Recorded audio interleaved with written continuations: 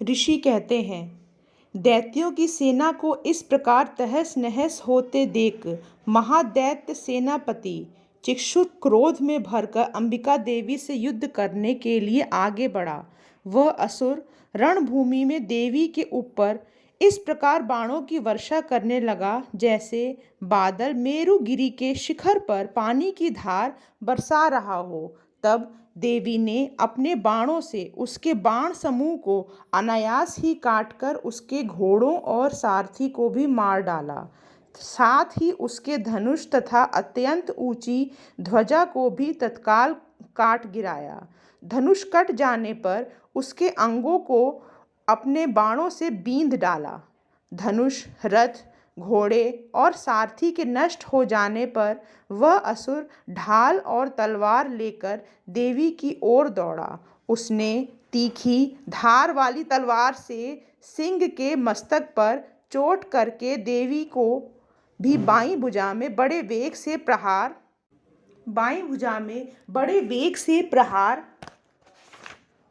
किया। राजन, देवी की बाह पर पहुंचते ही वह तलवार टूट गई। फिर तो क्रोध से लाल आंखें करके उस राक्षस ने शूल हाथ में लिया और उसे उस महादैत्य ने भगवती भद्रकाली के ऊपर चलाया।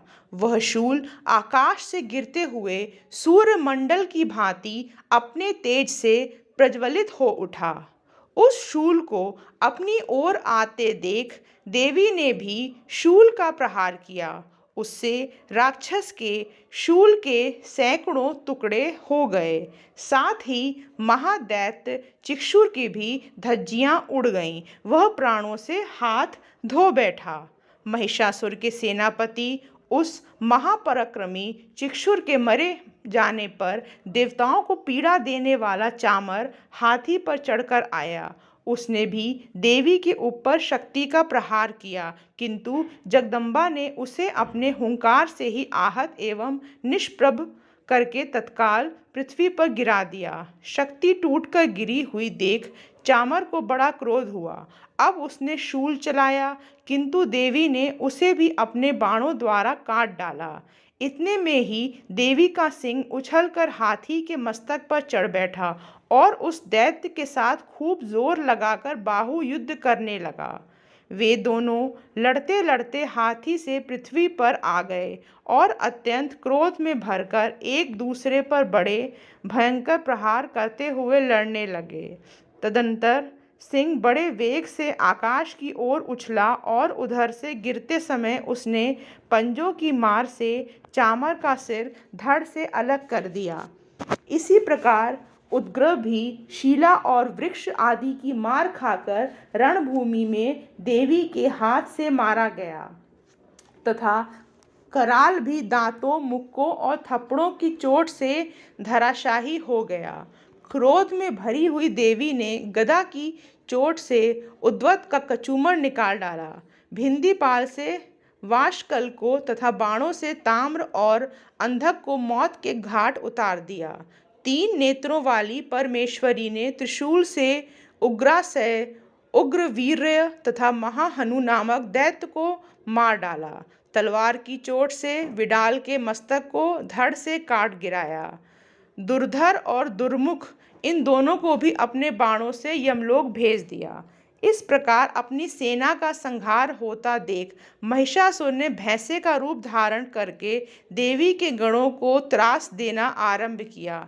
किन्हीं को थूथन से मारकर, किन्हीं के ऊपर खुरों का प्रहार कर कर, किन्हीं किन्हीं को पूंछ से चोट पहुंचाकर, कुछ को सींगों से विदीर्ण करके, कुछ गणों को वेग से, किन्हीं को सिंहनाद से, कुछ को चक्कर देकर और कितने को निश्वास वायु के झोंके से धराशायी कर दिया। इस प्रकार गणों की सेना को गिराकर वह असुर महादेवी के सिंह को मारने के लिए झपटा। इससे जगदम्बा को बड़ा क्रोध हुआ। उधर महापराक्रमी महिषासुर भी क्रोध में भरकर धरती को खुरों से खोदने लगा तथा अपने सींगों से ऊंचे ऊंचे पर्वतों को उठाकर फेंकने और गरजने लगा। उसके वेग से चक्कर देने के कारण पृथ्वी क्षुब्ध होकर फटने लगी। उसकी पूंछ से टकराकर सब ओर से धरती को डुबोने लगा। हिलते हुए सींगों के आघात से विदीर्ण होकर बादलों के टुकड़े टुकड़े हो गए।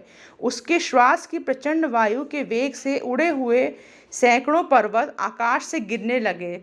इस प्रकार क्रोध में भरे हुए उस महादैत्य को अपनी ओर आते देख चंडिका ने उसका वध करने के लिए महान क्रोध किया। उन्होंने पाश फेंक कर उस महान असुर को बांध लिया। उस महासंग्राम में बंध जाने पर उसने भैंसे का रूप त्याग दिया और तत्काल सिंह के रूप में वह प्रकट हो गया।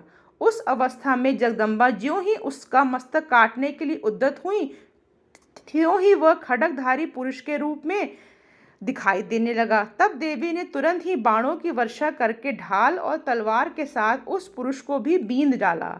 इतने में ही वह महान गजराज के रूप में परिणत हो गया तथा अपनी सूंड से देवी के विशाल सिंह को खींचने और गरजने लगा। खींचते समय देवी ने तलवार से उसकी सूंड काट कर डाली। तब उस महादैत्य ने पुनः भैंसे का शरीर धारण कर लिया और पहले की ही भांति चराचर प्राणियों सहित तीनों लोकों को व्याकुल करने लगा।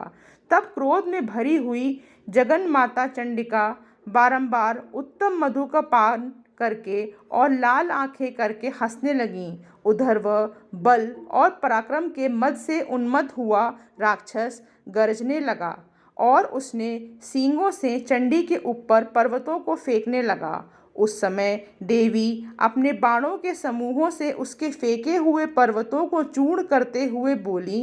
बोलते समय उनका मुख मधु के मद से लाल हो रहा था और वाणी लड़खड़ा रही थी।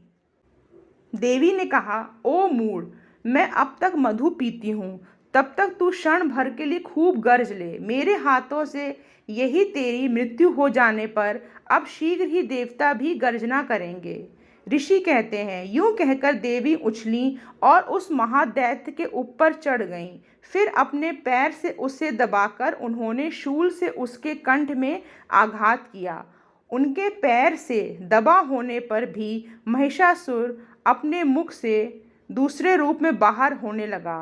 अभी आधे शरीर से ही वह बाहर निकलने पाया था कि देवी ने अपने प्रभाव से उसे रोक दिया। आधा निकला होने पर भी वह महादैत्य देवी से युद्ध करने लगा। तब देवी ने बहुत बड़ी तलवार से उसका मस्तक काट गिराया। फिर तो हाहाकार करती हुई दैत्यों की सारी सेना भाग गई तथा संपूर्ण देवता अत्यंत प्रसन्न हो गए। देवताओं ने दिव्य महर्षियों के साथ दुर्गा देवी का स्तवन किया। गंधर्व राज गाने लगे तथा अप्सराएं नाचने लगीं।